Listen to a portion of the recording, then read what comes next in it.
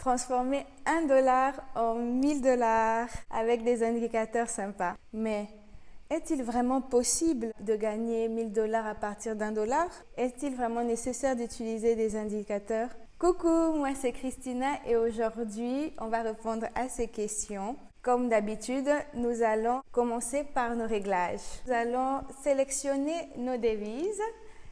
Donc voilà, n'oubliez pas de toujours sélectionner nos devises avec le paiement le plus élevé.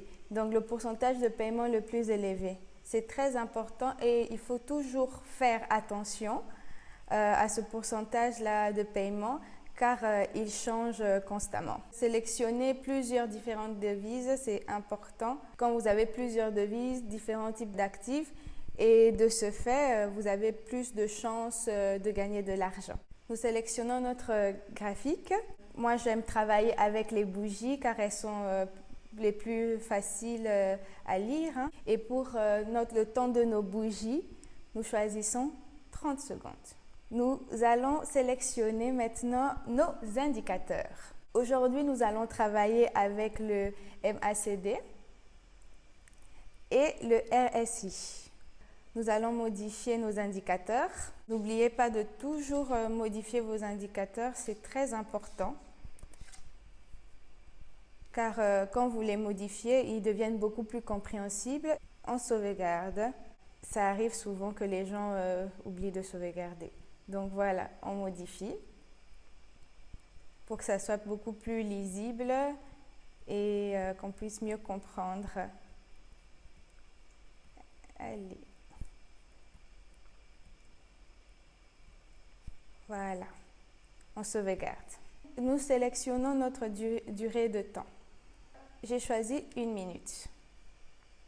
Et notre somme initiale, 1 $. Donc voilà, nous avons paramétré. Et maintenant, nous pouvons commencer notre analyse et voir le meilleur moment pour investir dans le marché. J'ai sélectionné plus bas. Pourquoi j'ai choisi de mettre plus bas? Comme vous pouvez le constater ici, il y a quand même une perte dans le marché et je pense qu'il y aura encore une plus grande perte. Donc on va patienter quelques minutes pour voir comment le marché évolue et constater si nous avons bien fait notre analyse ou pas, tout simplement. Donc voilà, dans quelques secondes, nous patientons encore quelques petites secondes. Et c'est bon. Encore 1 seconde. Et voilà, nous avons gagné notre premier $. On va doubler la mise. On va choisir un autre actif. Dans cet actif, nous pouvons constater déjà avec notre deuxième indicateur que le marché a presque atteint son maximum. Donc nous pouvons supposer qu'il aura tendance à aller plus bas. Donc nous mettons plus bas. Pourquoi j'ai mis plus bas? Donc ici, nous pouvons constater qu'il y a des entrées. Donc en vert ici, nous avons des entrées. Mais sur le deuxième indicateur, nous voyons qu'on a presque atteint le maximum. Donc nous pouvons supposer qu'il y aura bientôt une perte. Ce que je voudrais aussi vous conseiller, c'est vraiment important d'utiliser plusieurs indicateurs en même temps. Un seul indicateur, pour moi, il n'y a pas assez d'informations. Les indicateurs sont très très importants. Moi, en général, je travaille toujours avec les indicateurs. Donc, et là, maintenant, on a encore gagné. On double la mise. Donc, voilà. On va choisir un autre actif. Ah, voilà. Vous pouvez constater que dans cet actif, nous avons perdu le pourcentage de paiement. Qu'est-ce que je fais? Je supprime. Comme ce que j'ai dit, il faut toujours faire attention au pourcentage de paiement et je sélectionne d'autres actifs, d'autres devises avec des pourcentages les plus élevés. Donc voilà, on sélectionne et voilà. Là maintenant, nous vérifions tous nos actifs, ont les pourcentages les plus élevés. Ok, tout va bien. Nous pouvons continuer. Sur cet actif, nous pouvons aussi voir qu'il a atteint pratiquement son maximum en gain. Donc, ce que notre indicateur est en train de nous indiquer. ici. Donc voilà, on voit qu'il a déjà à peu près atteint son maximum. Mais nous voyons aussi qu'il y a quand même une grande entrée. Et après, nous voyons aussi qu'il y a il y a aussi beaucoup de gens qui sont en train de sortir du marché. Alors, qu'est-ce qu'on fait? On va mettre au plus bas. Donc, je pense que dans cet actif, il y aura une descente à partir de ce niveau. Donc, nous allons patienter quelques secondes. Donc, comme j'étais en train d'expliquer, pourquoi j'ai mis plus bas? Tout simplement parce que nous voyons dans notre premier actif qu'il a atteint son maximum et qu'il y a beaucoup de gens qui sont entrés, mais nous voyons aussi qu'il y a quand même aussi autant de personnes qui sont sorties. Donc, à peu près le même nombre. Donc, nous pouvons penser que le marché va baisser, qu'il va bientôt baisser parce que nous voyons aussi dans notre premier actif qu'il y a quand même beaucoup plus de sorties ici que d'entrées. Donc, nous patientons encore quelques minutes, le temps de voir si nous avons fait une bonne analyse et si tout va bien, quoi, si nous avons gagné. Et voilà, on a encore gagné. Et nous redoublons encore la mise. Voilà. Ensuite, nous choisissons encore un autre actif. Il y a un croisement. Donc, quand vous voyez un croisement ici, donc comme vous pouvez constater, il y a à peu près le même nombre d'entrées et de sorties. Assez compliqué à lire pour vraiment bien savoir le bon moment pour investir. Donc, vous pouvez passer par le second indicateur, le deuxième. Il indique à peu près la même chose. Hein. Donc, ici, avec cette ligne, nous pouvons voir que le marché est vraiment à peu près nul, quoi. Donc, quand vous voyez comme ça, vaut mieux sélectionner un autre actif. On va mettre au plus haut et on va patienter quelques minutes. Donc, pourquoi j'ai mis au plus haut? Donc, nous pouvons voir déjà dans notre premier indicateur que nous avons des entrées, hein, tout simplement, et que les paires, que nous avons des entrées en vert. Et sur le deuxième indicateur aussi, nous pouvons constater que nous sommes sur une montée. Donc, ce qui est très important de toujours avoir de la patience, bien comprendre ces indicateurs avant de se lancer. Donc, voilà. C'est quoi en fait des indicateurs? Ces indicateurs, tout simplement, voilà, nous avons gagné. Ce que je disais, les indicateurs, voilà, c'est tout simplement des outils hein, qui nous permettent de mieux comprendre le marché. On va encore doubler la mise. Après avoir doublé notre somme, nous choisissons un actif au plus haut. Donc, on va mettre plus haut et on va patienter. Donc, pourquoi j'ai mis plus haut? J'ai mis plus haut parce que ici, nous pouvons voir qu'il y a eu beaucoup de gens qui sont sortis du marché, mais qu'il y a eu quand même une entrée. Donc, quand il y a beaucoup de personnes qui sont sorties du marché et il a déjà atteint son maximum, nous pouvons supposer qu'il y aura une remontée. Donc, voilà pourquoi j'ai mis au plus haut. Et comme vous pouvez le constater, donc, il y a exactement une remontée. Donc, le marché est en train d'évoluer dans le positif et donc on va patienter quelques secondes pour voir si nous avons bien fait notre analyse et si tout se passe bien et que nous avons doublé notre gain. Donc voilà, donc dans quelques secondes nous serons au courant, mais je pense déjà que c'est bon. Hein? Donc voilà, et voilà, nous avons encore doublé nos gains et on fait quoi? On investit encore. Et là maintenant, nous pouvons continuer avec cet actif ou vous pouvez changer d'actif. Toujours travailler avec un actif que vous comprenez le mieux. Je pense que la tendance aura à aller au plus bas.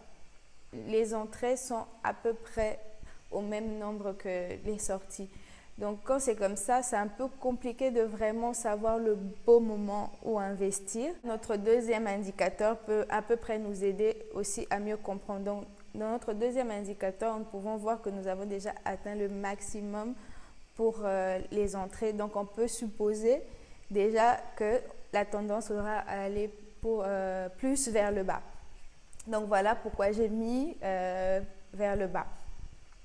Donc voilà, et là maintenant, on patiente encore quelques secondes et c'est bon, on a encore gagné. Et là maintenant, nous doublons encore notre somme. Pour cet actif, on va mettre au plus bas. Il y a eu beaucoup d'entrées, mais il y a aussi des sorties et que nous avons largement atteint déjà notre maximum pour nos entrées. On peut le constater dans notre deuxième indicateur. Donc nos indicateurs sont très importants, donc n'hésitez pas vraiment d'utiliser plusieurs indicateurs en même temps. J'insiste parce que en général un indicateur ne donne pas assez d'informations pour vraiment faire des analyses vraiment très bien. Donc voilà, nous avons doublé notre somme. Encore. Et ensuite, on fait quoi? On investit encore le double. Donc ici, dans cet actif, on peut constater que la tendance, elle aura à aller au plus bas. On a un bon nombre des gens qui sortent du marché et qui sont beaucoup plus élevés que le nombre d'entrées dans le marché. Donc voilà pourquoi j'ai mis au plus bas. Dans le deuxième indicateur, c'est ça aussi qui est en train de nous indiquer. Donc on voit qu'il y a beaucoup de pertes dans ce marché. Disons, il y a des gens qui sortent plus du marché que des gens qui entrent dans le marché. Donc voilà pourquoi j'ai mis au plus bas. On va patienter quelques minutes pour voir si nous avons fait une bonne analyse. Mais je pense que c'est déjà bon. Et voilà. On a doublé nos gains encore. On repart encore, on redouble encore notre investissement. Donc maintenant là, je vais mettre au plus bas. La tendance de sortie est à peu près au même niveau que la tendance d'entrée, mais là nous pouvons voir qu'il y a quand même une petite différence quand même, qu'il y a quand même un tout petit peu plus de sorties que d'entrée. Quand nous regardons notre deuxième indicateur, on peut voir qu'ici il avait déjà atteint à peu près son maximum pour les entrées et du coup nous pouvons supposer, là nous voyons que la tendance elle a à descendre, d'aller au plus bas, donc que les gens ont tendance à sortir du marché. Donc voilà pourquoi j'ai mis au plus bas et c'est gagné. Nous redoublons la somme.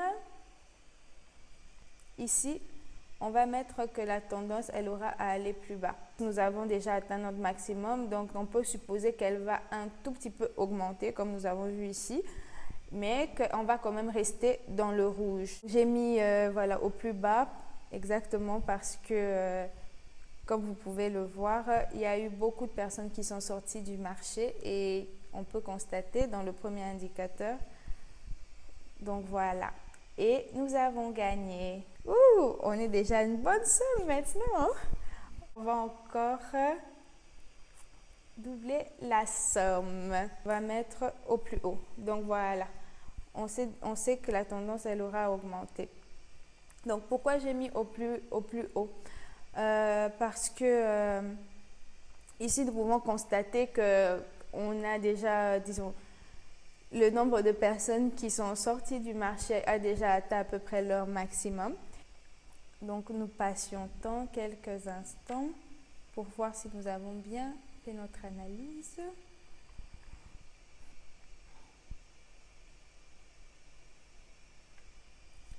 On a perdu.